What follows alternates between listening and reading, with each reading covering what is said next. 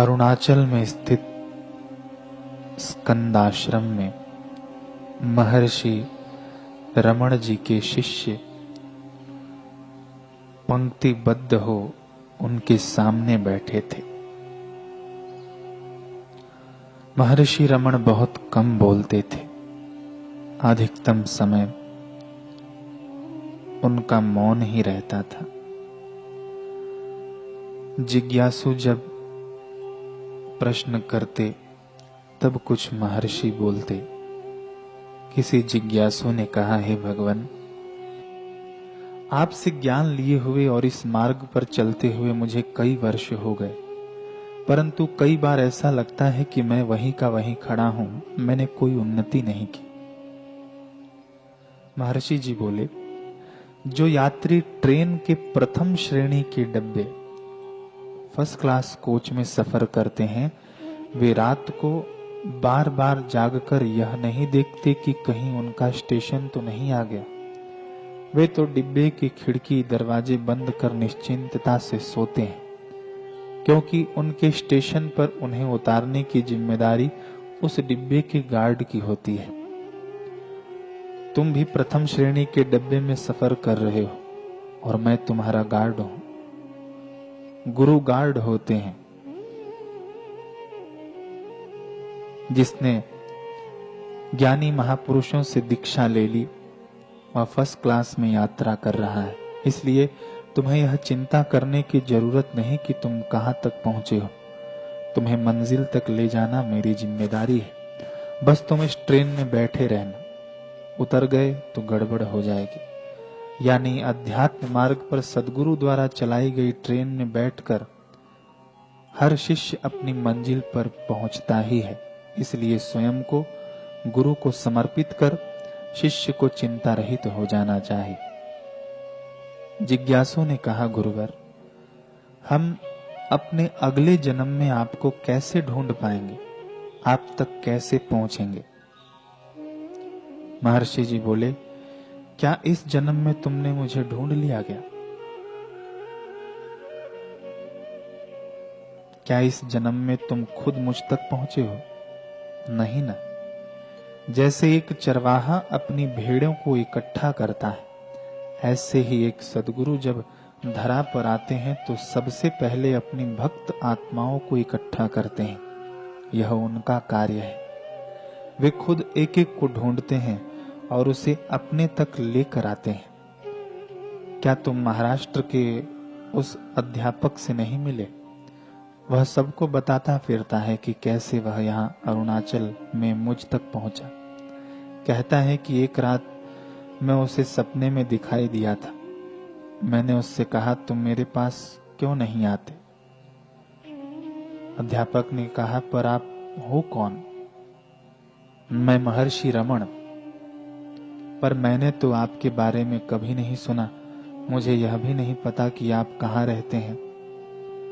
तुम अरुणाचल आ जाओ, वहां आकर मेरे बारे में पूछना, लोग तुम्हें मुझ तक पहुंचने का रास्ता बता देंगे। पर मैं तो बहुत गरीब हूं, महाराष्ट्र से अरुणाचल आने तक के पैसे नहीं है मेरे पास। तुम फला फला स्थान पर जाओ, वहां एक सुनार की दुकान है। उस सुनार से कहना कि मैंने तुम्हें भेजा है, वह तुम्हें किराए के पैसे दे देगा। अगली सुबह अध्यापक उस सुनार के पास पहुंचा और उसे पिछली रात का सारा सपना कह सुनाया। सपना सुनने के बाद बिना कुछ कहे सुनार ने किराए की रकम निकाली और उस अध्यापक को थमा दी। फिर वह अध्यापक मुझ तक पहुंच गया और मैंने उसे दीक्षित कर दिया। वह मेरा पुराना शिष्य है, कई जन्मों से इस मार्ग पर चल रहा है। उसे मंजिल तक लेकर जाना मेरा दायित्व है। इसी तरह तुम सब भी मेरे अपने हो। तुम सबका दायित्व मुझ पर है, इसलिए तुम निश्चिंत हो, इस मार्ग पर चलो। तुम्हारे हर जन्म में मैं तुम्हें स्वयं खोज लूंगा। जिज्ञासु ने कहा, भगवान, आपकी इस अनंत कृपा का मोल तो हम चुका नहीं सकते, परंतु फिर भी गुरु दक्षिणा स्वरूप कुछ देना चाहते हैं, क्या अर्पित करें? महर्षि जी बोले, यदि कुछ देना चाहते हो तो एक वचन दो कि तुम अडिगता से इस अध्यात्म मार्ग पर चलते रहोगे। आत्मोन्नति के लिए हमेशा प्रयत्नशील रहोगे। अज्ञानता के अंधकार में डूबे इस समाज को ज्ञान के दीप से आलोकित करोगे। यही मेरी गुरु दक्षिणा होगी। किसी जिज्ञासु ने कहा, हे भगवान, मुझे लगता है कि मैं अपनी इच्छाओं का गुलाम बन चुका हूं। जितना इनके बंधन से मुक्त होना चाहता हूं, उतना ही ये मुझे जकड़ लेती हैं। मैं क्या करूं गुरुदेव?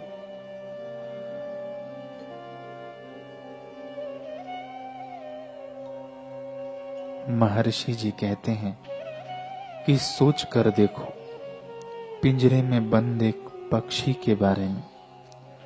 वह पिंजरे से मुक्त होना चाहता है, इसलिए बार बार अपनी चोंच से उसकी सलाखों पर प्रहार करता है, अपने पंखों को उन सलाखों पर मारता है। परिणाम, उसकी चोंच लहूलुहान हो जाती है और पंख जख्मी। ठीक यही स्थिति तुम्हारी है। अपने मन रूपी पिंजरे में तुम कैद हो। इस पिंजरे की सलाखें तुम्हारे मन में उठती इच्छाएं हैं। तुम इस पिंजरे से मुक्त होने के लिए इन सलाखों से टकराते हो, यानी इच्छाओं को जबरन दबाने की कोशिश करते हो, इसलिए बार बार हार जाते हो। जिज्ञासु ने कहा, तो फिर क्या उपाय है भगवान? मैं अपने मन के पिंजरे से कैसे मुक्ति पाऊं? यदि पंछी को पिंजरे से बाहर आना है तो उसे किसी ऐसे को खोजना होगा जिसके पास पिंजरे की चाबी है, और वह उस चाबी से पिंजरा खोल दे, तभी पंछी गगन में स्वच्छंद उड़ान भर सकता है। जिज्ञासु ने कहा, मेरे मन के पिंजरे की चाबी किसके पास है? सद्गुरु के पास। उनके पास ही वह ज्ञान की चाबी है जिससे मन का पिंजरा खुलता है। आत्मज्ञान पाकर ही एक व्यक्ति अपने मन के स्तर से ऊपर उठकर अपने आकाश में यानी ब्रह्मरंध्र में स्वतंत्र रूप से उड़ान भर पाता है। दूसरे जिज्ञासु ने कहा, भगवान, मेरे मन में हर पल विचारों का तूफान आया ही रहता है, परंतु जब से मैंने आपका सत्संग सुनना शुरू किया है, तब से मैं अपने हर गलत विचार को सही विचार में बदलने की कोशिश करता हूं। ऐसा करना सही है ना? महर्षि जी ने कहा, उतना ही सही है जितना कि चोर को पुलिस बना देना। एक विचार से दूसरे विचार को नहीं मारा जा सकता। यूं तो मन की सत्ता हमेशा कायम रहेगी। इसलिए यदि मन को मारना चाहते हो तो अच्छे बुरे विचारों से ऊपर उठो, विचार शून्य स्थिति को पाओ, तभी कुछ लाभ है, अन्यथा नहीं। दूसरे जिज्ञासु ने कहा, भगवान, क्या आपके इतने सुंदर सत्संग प्रवचनों को सुनने भर से ही हमें मोक्ष नहीं मिल जाएगा? आपका सत्संग सुनने के बाद भी हमें साधना या अन्य प्रयास करने की क्या जरूरत है?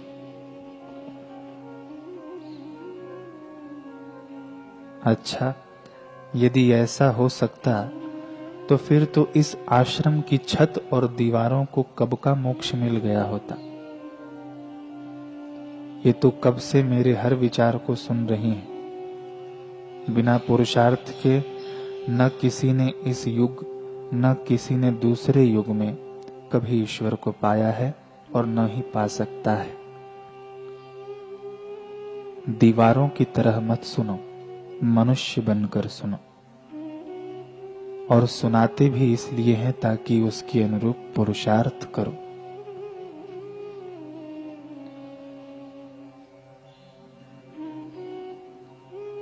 जिज्ञासु ने कहा, मैंने सुना है कि आप आत्मदर्शन की शिक्षा दीक्षा देते हैं, परंतु मैं किसी आत्म शक्ति को नहीं मानता। मेरे हिसाब से तो मांस मज्जा रक्त से बना यह शरीर ही सब कुछ है, हमारी पहचान है। महर्षि जी बोले, यदि मैं यहां उपस्थित लोगों को कहूं कि वे आपको अभी यहां दफना दे तो? जिज्ञासु ने कहा कि यह कैसा भद्दा मजाक है। भला कभी जीते जागते इंसान को भी दफनाया जाता है? यदि आप ऐसा कुछ कहेंगे तो मैं उसका डटकर विरोध करूंगा।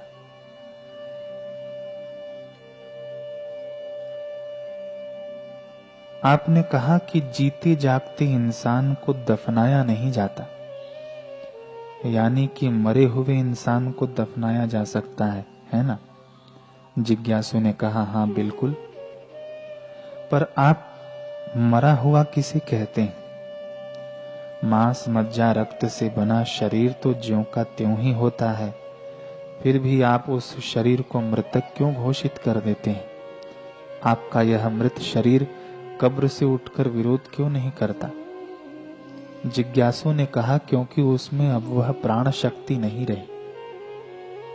बस इसी प्राण शक्ति की आधारभूत सत्ता को आत्मा कहते हैं। इस आत्मा को आत्मज्ञान या आत्मविद्या द्वारा जाना जा सकता है, उसका स्पष्ट दर्शन किया जा सकता है। दूसरे जिज्ञासु ने कहा, भगवान, मैं इस संसार से उब चुका हूं, जीने की कोई इच्छा नहीं रही, मन करता है कि आत्महत्या कर लो। महर्षि जी बोले, सामने देख रहे हो, कुछ शिष्य दिन के लंगर के लिए पत्तले बना रहे हैं, जाओ जाकर उनकी पत्तलों को कूड़ेदान में फेंक आओ। पर ऐसा करना तो ठीक नहीं है गुरुवर। क्यों क्यों ठीक नहीं है? क्योंकि तुम जानते हो कि पत्तल बनाना आसान नहीं होता।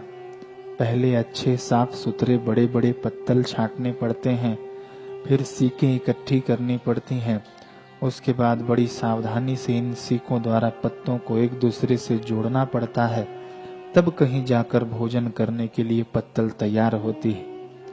अब यदि बिना उपयोग किए ही इस पत्तल को फेंक दें तो सही नहीं है ना?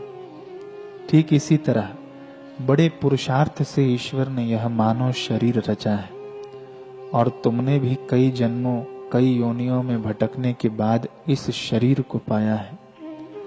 यदि तुम इसका उपयोग करने से पहले ही, यानी आत्मोन्नति किए बिना ही इसे फेंक दो, अर्थात आत्महत्या कर लोगे, तो यह कहाँ की समझदारी है?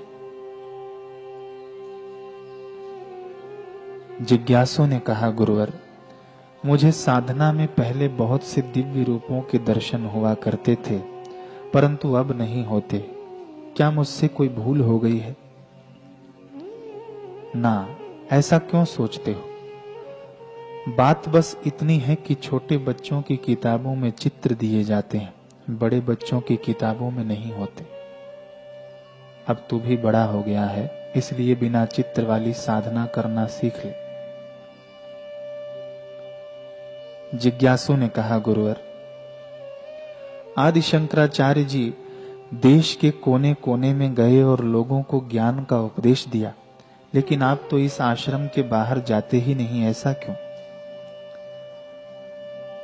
महर्षि जी बोले, यदि तुम पंखे को कहो कि वह प्रकाश देने लगे तो क्या वह देगा? इसी तरह यदि तुम बल्ब को कहो कि वह हवा देने लगे तो क्या वह संभव है? नहीं ना। ठीक ऐसे ही हर युग में आए संत महापुरुष का व्यवहार, कार्य करने का तरीका अलग अलग होता है, परंतु जैसे पंखे और बल्ब को चलायमान करने वाली विद्युत ऊर्जा एक ही है, ऐसे ही हर महापुरुष को चलायमान करने वाला लक्ष्य एक ही होता है, और वह है जन जन को जागृत कर ब्रह्म ज्ञान का उपदेश देना। मन एवं इंद्रियों पर संयम रखकर अपने आचार्य के घर रहना चाहिए। और खूब श्रद्धा एवं आदर पूर्वक गुरु की निगरानी में शास्त्रों का अभ्यास करना चाहिए। उसे चुस्तता से ब्रह्मचर्य का पालन करना चाहिए और आचार्य की पूजा करनी चाहिए। शिष्य को चाहिए कि वह आचार्य को साक्षात ईश्वर के रूप में माने, मनुष्य के रूप में कदापि नहीं। शिष्य को आचार्य के दोष नहीं देखने चाहिए, क्योंकि वे तमाम देवों के प्रतिनिधि हैं।